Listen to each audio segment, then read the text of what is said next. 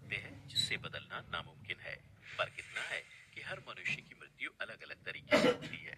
ऐसे में क्या आप ये जानते हैं कि गीता के अनुसार अकाल मृत्यु क्यों होती है? नमस्कार दर्शकों, स्वागत है आपका द डिवाइन टेल्स पर एक बार फिर। बता दें कि धरती में प्राणियों की संख्या इतनी है कि प्रत्येक दिन किसी न किसी की मृत्यु होती रहती है। वहीं हर मनुष्य को मोक्ष भी प्राप्त नहीं होता। उनमें से कुछ ऐसी भी आत्माएं होती हैं जो सदियों तक धरती में ही रह जाती हैं। इन सब के पीछे का कारण है उनकी अकाल मृत्यु। आपने कई बार देखा होगा कि आए दिन लोग दुर्घटना या फिर किसी प्राकृतिक आपदा का शिकार हो जाते हैं, जिसके चलते उनकी मृत्यु हो जाती है। इस तरह की मौतों को धर्मशास्त्रों में अकाल मृत्यु कहा गया है।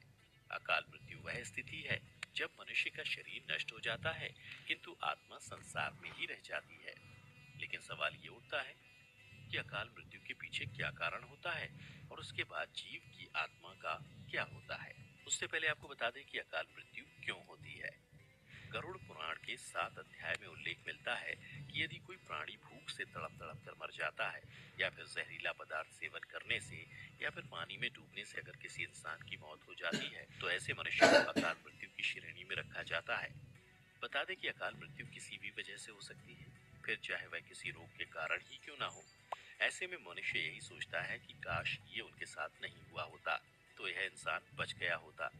गरुड़ पुराण में भी श्री हरि के वाहन पक्षीराज गरुड़ भगवान से पूछते हैं कि जब वेदों में मनुष्य की उम्र 100 साल निश्चित की गई है तो उनकी अकाल मृत्यु क्यों हो जाती है।